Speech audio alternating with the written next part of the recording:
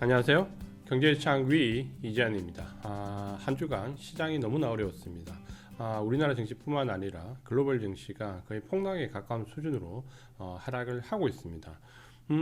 우리가 지금 현재 금리 인상 막바지 국면에서 결국은 이제 어떤 트러블을 한번 겪을 거라고 생각은 했고, 지난 6월달 미국 증시는 지난 7월달 이후에 조정을 겪고 왔고, 이 조정이 이제 거의 마무리될 시점에서 느닷없이 또다시 이스라엘 하마스 분쟁이 일어났습니다.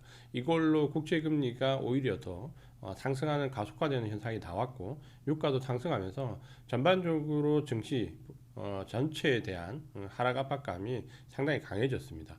뭐 지금은 하락하는데 어떤 이거를 막거나 혹은 하락이 뭐 상승으로 바로 반전될 만한 그러한 계기는 아직은 없습니다. 다만 우리가 이거를 조금 더 추상도를 높여서 큰 사이클로 본다면 결국 이제 다음 주 이번 주죠. FMC에서 어떤 금리 결정 또 할 것이고, 아마도 이제 10월달 11월달 연속해서 동결이 들어가면 아무리 점도표상으로 25bp 정도의 추가 상승이 남았다라고 하더라도 시장은 이제 점점 금리 인상 중단을 가셔야 할 겁니다. 결국 아무리 지금 중간에 우발적 사건이 나더라도 이전에 우리가 역대로 본다면 결국은 금리 인상이 중단화되는 시점부터 국채 금리는 하락하기 시작했고, 그 속도가 생각보다는 상당히 가팔랐습니다.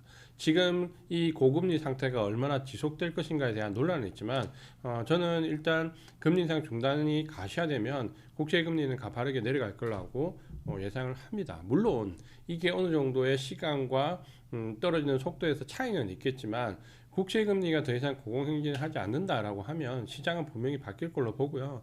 어떻게 보면 우리가 지금 생각해 봐야 될 부분이, 사실 지금 증시가 조정 기간이 끝나고 일종의 오버슈팅, 금리 인상 동결 기간에 오버슈팅이 좀 나온다 하더라도 결국은 뒤쪽에 금리 경기와 맞물려서 한 번 정도는 큰 하락을 할 수 있었는데, 사실 그 부분이 어떻게 보면 저는 지금 조금 더 빨리 왔다라고 보여집니다. 가장 큰 이유가 지금 현재 여러 가지 하락 모멘텀이 상존해 있지만, 미국에서 발표되는 노동지표나 혹은 고용지표 혹은 경기와 관련되어 있는 동행지표들, 뭐 소비지표라든지 뭐 GDP라든지 뭐 여러 가지 부분이 사실 경기가 연착륙에 들어간다는 증거들은 상당히 많이 나옵니다. 그러니까 우리가 일단 경기에 대한 하강 국면이 아니라라고 하면 오히려 증시가 지금 겪는 조정이 어떻게 보면 조정의 마지막 단계일 수도 있습니다. 그러니까 이 부분은 좀 객관적으로 볼 필요가 있고, 객관적으로 본다면 결국은 큰 사이클은 금리 인상 중단 시기고 금리가 동결되는 시점입니다. 그러니까 요거를 꼭 기억을 해보시기 바라고, 그런 의미에서 지금 시장이 많이 어렵지만 이 금리 동결 기간에 어떠한 투자를 해야 되는지에 대해서 요거 이전에 말씀 좀 드렸는데, 오늘은 국내 증시를 조금 더 좁혀서 말씀을 좀 더 드려보려고 합니다.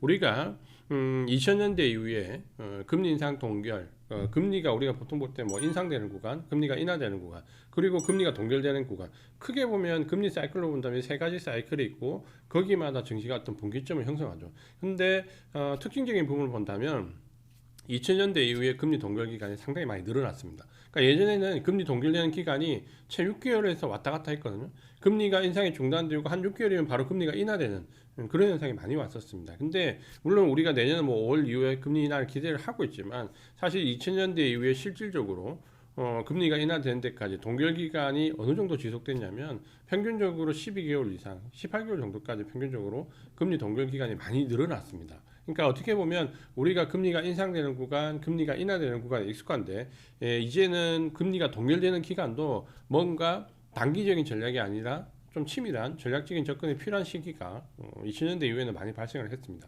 그래서 오늘 이 금리 동결 기간에 대해서 말씀을 드리려고 하는데, 이 금리 동결 기간에서 제가 강조드렸던 여러 가지 기본적인 그 슬라이드가 많이 있었습니다. 그 중에서 이제 하나가 미국 증시를 보면 자산별 등락률이 굉장히 명확하게 나왔습니다. 이 금리가 동결되는 기간에 나스닥이 가장 수익률이 좋았고요. 두 번째는 10년 만기 국채였습니다. 그리고 세 번째가 S&P였고요. 그 다음에 유가는 거의 이제 평이한 상태, 그리고 금은 오히려 마이너스였습니다. 물론 지금 현재 이스라엘 하마스 사태가 일어나면서 이게 약간 구도가 단기적으로 흔들리긴 하죠. 하지만 전반적으로 본다면 이 구도는 결국에는 역시 이제 마찬가지로 구조적 성장세 가입 쪽으로 집중될 것이라고 말씀을 드렸는데, 문제는 이제 우리 증시입니다. 우리 증시를 잠깐 보면 미국 증시를 보면 결국 국제 수익률을 뛰어넘는 증시에서 유일하게 투자할 수 있는 수단이 나스닥이었거든요. 그러니까 지금 빅테크 기업들이 조정을 받다 하더라도 이 금리 동결 기간에는 다시 빅테크 기업에 접근을 해야 됩니다. 근데 우리 증시에서 보면 이 차트를 보면 좀 특이하죠. 우리 증시는 성장주보다 가치주가 더 지금 보시면 성격이 좋았습니다. 지금 보시는 그래프가 성장주 대비 가치주의 수익률을 나타내기 때문에 이 금리 동결 기간이 점점 뒤쪽으로 갈수록 가치주의 수익률이 훨씬 더 좋았다라는 거죠. 근데 이거를 한번 되짚어 볼 필요가 있습니다. 뭐냐면 왜 미국은 나스닥이 수익률이 훨씬 좋았는데 우리는 왜 가치주가 성적이 더 좋았느냐 라는 부분을 본다면 저는 이걸 좀 역으로 해석해야 된다고 봅니다. 그러니까 가치주가 투자의 대상이 된다는 게 아니라 일부 성장주 모멘텀이 상당히 급락을 했다라는 거죠. 우리 증시는. 그러다 보니까 성장주 전반적으로 가치주보다 수익률이 낮아졌지만 저도 결론적으로 말씀드리면 우리나라도 빅테크 기업 위주로 접근하는 게 맞습니다. 다만 이제 주의해야 될 부분이 있다는 거죠. 그게 뭐냐면 그럼 이 가치주 대비 성장주에서 수익률이 상당히 떨어졌던 이유는 결국은 지금하고 동일합니다. 결국 이 성장주 내에서 테마성, 모멘텀, 단기적인 흐름으로 굉장히 추정해서 쫓아왔던 종목들, 그 종목들이 결국은 금리 동결 기간에 급락을 한다라는 거죠. 그러니까 지금 현재 우리나라 시장에서 이차전지 소재라든지 이차전지 관련된 뭐 종목들이라든지 혹은 뭐 초전도체, 그다음에 바람이 굉장히 많이 일었던 뭐 양자 관련된 종목들, 그리고 뭐 로봇, 바이오에서 비만과 관련된 이런 섹터와 관련되는 종목들이 대부분 급락을 지금 하고 있는데 이게 금리 동결 기간에 공통된 현상이라는 거죠. 그러면 우리가 잘 생각을 해봐야 됩니다. 지금 현재 국채금리가 고공행진을 한다, 이스라엘 하마스 사태가 안전사에 대한 선언을 불러왔다 등등 여러 가지 하방 모멘텀이 있어서 증시가 지금 내려가지만 사실 이건 금리 동결 기간에 들어가서 보면 과거에도 똑같았습니다. 어떤 이유에서든지 이 성장주 쪽에서 모멘텀이나 테마성 종목들이 상당히 급락하면서 우리나라 증시는 가치주보다 수익이 떨어지는 왜곡 현상을 만들었다는 거죠. 그러면 지금도 마찬가지고 이걸 우리가 잘 생각해 본다면 그럼 결국 지금 이스라엘 하마스 분쟁이 끝나면 우리가 지금 급락했던 이 모멘텀 종목들이 상승할까라고 보면 적어도 금리 동결 기간에 그렇게 수익률이 좋지 않다는 거죠. 그러면 우리가 지금 현재 이 굉장히 어려운 구간에서 뭘 생각해야 되냐면 이 금리 동결 기간에 들어가면 전반적으로 증시가 마이너스로 가지는 않았습니다. 그럼 증시가 플러스로 간다는 가정하에 어디에 투자를 할 거냐라고 본다면 우리가 지금 보는 그래프대로 가치주로 가는 게 아니고요. 가치주 대비 상대적으로 떨어지는 모멘텀 종목을 걸러내야 됩니다.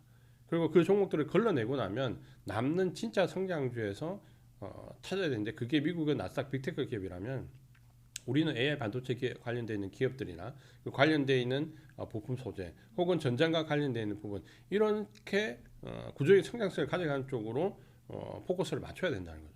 근데 지금은 우리가 어떻게 보면 급락의 하이라이트 구간에 들어와 있거든요. 지금은 수급적으로 얘기를 할 수밖에 없습니다. 어떤 펀더멘탈 상의 문제가 아니라 수급적으로 개인들의 반대 매매 그리고 중소형 펀드들의 차익 실현 물량 이게 그냥 기계적으로 쏟아지기 때문에 지금은 뭐 어떤 종목이 더 낫다 어떤 섹터 더 낫다라는 거가 상관없이 무조건 내려가는 거죠. 그러면 이 무조건 내려갈 때 옥석을 가려서 거기서 잡아야 될 종목을 찾아야 됩니다. 왜?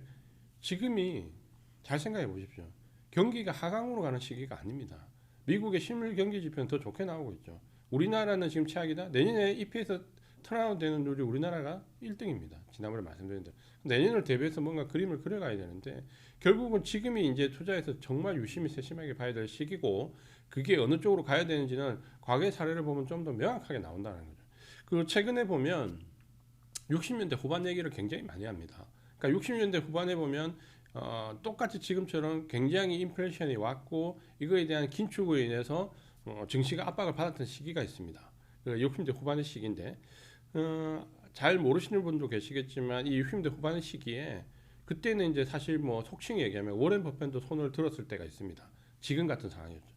급락을 거듭해 들어가면서 그 당시에 워렌 버핏이 투자조합을 한번 청산한 적이 있습니다. 지금 증시에서는 나도 도저히 수익을 낼 수 없다라고 해서 투자조합을 청산했던 때가 이제 그게 60년대 후반입니다. 근데 그때도 지금하고 왜 비교가 되냐면 그때도 마찬가지지만 그때도 경기가 하강 국면으로 가지 않았어요. 경기가 하강 국면으로 가지 않았는데 왜 증시는 조정을 받았을까라고 생각해서 연구해 보니까 그게 너무 긴축을 과하게 했다. 금리 인상을 너무 심하게 했다라는 부분 때문에 벌어졌던 일이라고 생각한 거죠. 그래서 증시는 67년도 이후에 66년도 조정받고 7년, 8년 왔다 갔다 하다가 결국은 뒤쪽에 굉장히 큰 폭으로 상승을 했습니다. 결국은. 지금 그 상황과 비교해 본다면 지금도 만약에 워렌 버핏이 주식을 포기할 정도의 아주 극한 상황으로 가고 있는 상황일 수 있다는 거죠. 근데 중요한 건 그때처럼 경기가 하강으로 가지 않았다는 거죠.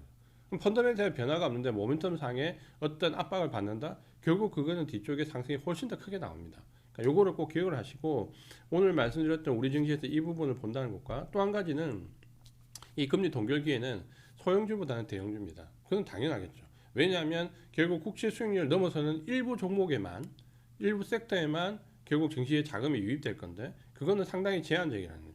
그러면 결국에는 구조적 성장세를 가져가는 업종 대표주가 가장 크게 상승을 했다라는 거죠. 그러니까 요거를 또 생각을 해보셔야 됩니다. 그래서 지금은 빅테크 기업 코스피에서 구조적 성장세를 가져가는 AI 반도체나 전전과 같은 곳에서 업종 대표주를 기본적으로 포트에서 매입할 준비를 하셔야 되고 거기에 딸려 있는 부품이나 소재나 장비는 코스닥 시장이 급락이 멈춘 시점부터 추가적으로 관심을 가지시면 됩니다. 그러면 지금 현재 시장이 많이 빠지더라도 11월 달 FOMC 이후에 금리 인상 동결 기간으로 들어가면 시장은 어느 정도 하방이 마무리가 될 것이고 이스라엘 하마스 사태가 아마 제가 봤을 때 지상전이 아주 정점으로 들어갔을 때가 아마 주가가 바닥을 형성할 시기라고 저는 예상을 좀 하고 있습니다.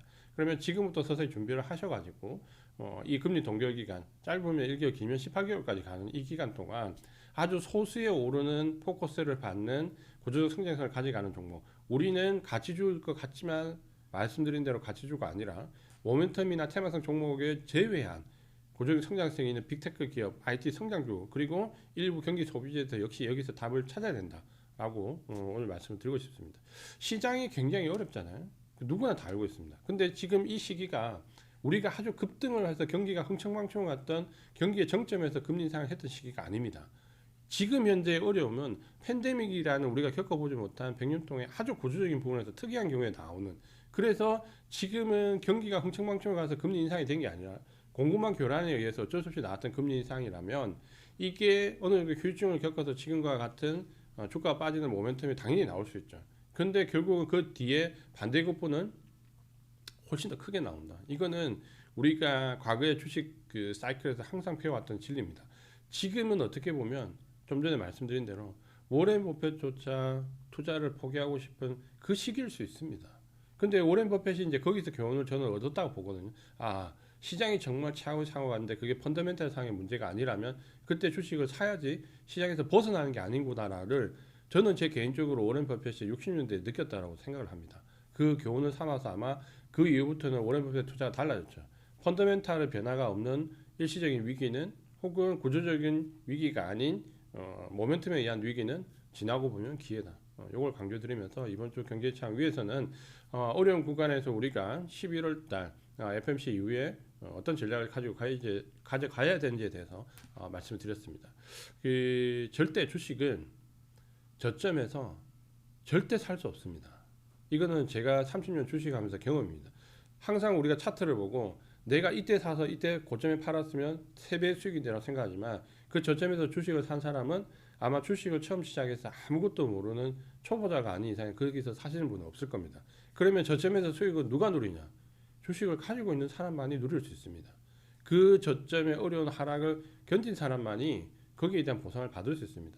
그걸 받기 위해서 견딜 수 있는 종목 위주로 가지고 있어야 되고 뒤에 상승 구간에서 주도주가 될 수 있는 종목을 가지고 있어야 되고 견디기 위해서 일단 어떤 전략적인 해지를 좀 할 수 있는 수준이면 더 좋겠죠. 그래서 반드시 주식은 가지고 있는 사람이 저점에서 고점을 가는 거지 저점에서 누가 새로 살 수 있는 것은 거의 불가능하다. 요 얘기를 드리면서 이번 주 경제창 위 투자 전략 방송은 마감을 하겠습니다. 어렵지만 여기서는 절대 주식을 포기해야 되는 구간이 아니라 제가 강조드리지만 이번 4분기 남은 기간과 내일 1분기는 아주 치열하게 주식을 해야 되는 시기입니다. 경제창 위 이재환이었습니다.